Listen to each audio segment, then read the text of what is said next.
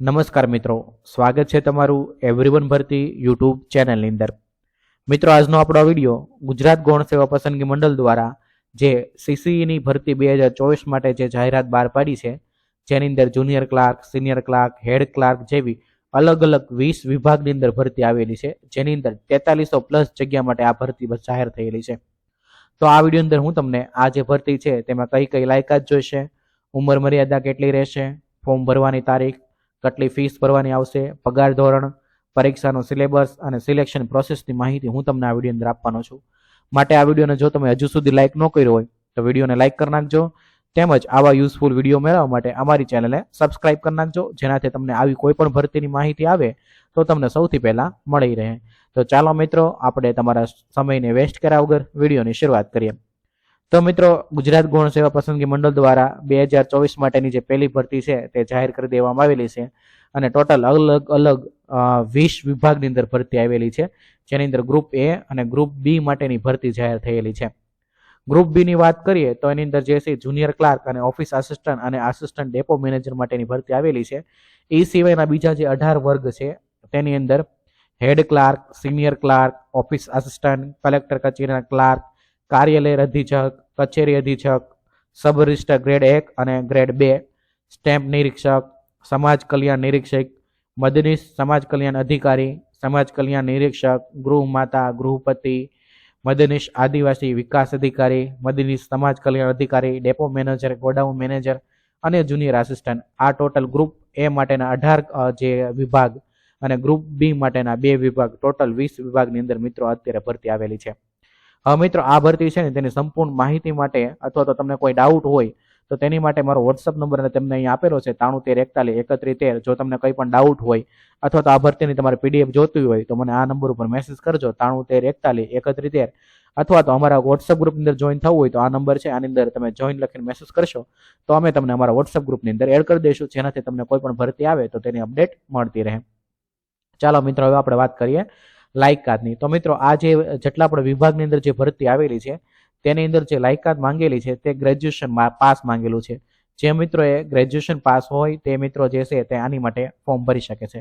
Plus તમને કમ્પ્યુટરનું knowledge હોવું જોઈએ અને તમને ગુજરાતી અને હિન્દી ભાષાનું તમને પૂરેપૂરું નોલેજ હોય તો તમે આની માટે ફોર્મ ભરી શકો છો। તો આ જે વિડીયો છે તે તમારા ગ્રેજ્યુએશન મિત્રોને મોકલી દેજો, જેનાથી આની અંદર તેમને ફોર્મ ભરવું હોય તો ભરી શકે।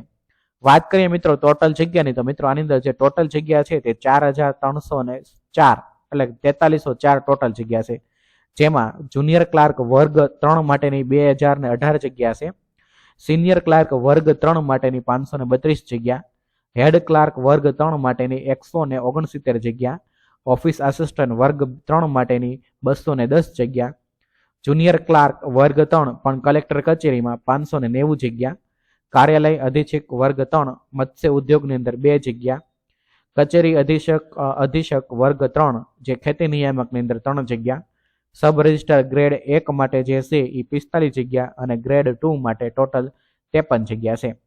સ્ટેમ્પ નિરીક્ષક વર્ગ 3 માટેની 23 જગ્યા, સમાજ કલ્યાણ નિરીક્ષક વર્ગ 3 માટેની 46 જગ્યા, મદદનીશ સમાજ કલ્યાણ અધિકારી વર્ગ 3 માટેની ટોટલ 13 જગ્યા, સમાજ કલ્યાણ નિરીક્ષક વર્ગ 3 માટેની જે છે એ આપણે 102 જગ્યા, ગૃહ માતા માટેની 6 જગ્યા। આ ગૃહ માતાનું જે ફોર્મ છે તેની અંદર ફક્ત બહેનો જ એપ્લાય કરી શકે છે। ગૃહપતિ વર્ગ 3 માટેની 14 જગ્યા, જેમાં ફક્ત પુરુષ ભાઈઓ છે તે જ આની અંદર એપ્લાય કરી શકે। મદદનીશ આદિજાતિ વિકાસ અધિકારી વર્ગ 3 માટેની 65 જગ્યા, મદદનીશ કલ્યાણ અધિકારી વર્ગ 3 માટેની 7 જગ્યા, આસિસ્ટન્ટ અને આસિસ્ટન્ટ ડેપો મેનેજર વર્ગ 3 માટેની 372 જગ્યા, ડેપો મેનેજર ગોડાઉન મેનેજર છે તેની માટેની 26 જગ્યા અને જુનિયર આસિસ્ટન્ટ વર્ગ 3 માટે આમ ટોટલ મળી અને 4304 જગ્યા માટેની મિત્રો આ ભરતી બહાર પડેલી છે। ચાલો મિત્રો, હવે આપણે વાત કરીએ ફોર્મ ભરવાની તારીખની। તો મિત્રો, આની માટેના જે ફોર્મ છે એ આજના દિવસે એટલે કે 4/1/2024 થી લઈ અને બપોરના જે છે એ આપણે 1 વાગ્યાથી 31/1/2024 એટલે કે આ આખો મહિનો જે છે તમે આની માટેના રાત્રે 12 વાગ્યા સુધી તમે ફોર્મ ભરી શકો છો। છેલ્લી તારીખ મિત્રો જે છે એ આપણને 31/1/2024 છે, એટલે યાદ રાખજો કે 31 તારીખ સુધીમાં તમારે આની માટેના ફોર્મ ભરી દેવાના છે। ફોર્મ ભરવા માટેની વેબસાઇટ છે ઓજસ ઉપર જઈને તમે ફોર્મ ભરી શકો છો। હવે મિત્રો, વાત કરીએ પગાર ધોરણની, તો મિત્રો આની માટે જે પગાર ધોરણ છે તે હેડ ક્લાર્ક માટે 40,800, સિનિયર ક્લાર્ક તેની માટે 26,000, ઓફિસ આસિસ્ટન્ટ માટે 26,000 રૂપિયા છે. કચેરીના જે કલેક્ટર કચેરીના જે ક્લાર્ક છે તેને પણ 26,000 રૂપિયા પગાર મળશે. જુનિયર ક્લાર્ક માટે 26,000 રૂપિયા પગાર છે. કાર્યાલય અધિક્ષક છે તેની માટે 49,600. કચેરી અધિક્ષક છે તેની માટે 49,600. સબ રજિસ્ટ્રાર ગ્રેડ 1 માટે જે છે એ 49,600 અને ગ્રેડ 2 માટે જે છે 40,800. સ્ટેમ્પ નિરીક્ષણ માટે જે પગાર છે તે 40,800 છે. સમાજ કલ્યાણ નિરીક્ષક છે તેની માટેનો જે પગાર છે તે 40,800 છે. મદદનીશ સમાજ કલ્યાણ અધિકારી તેની માટેનો પગાર છે તે 49,600 છે.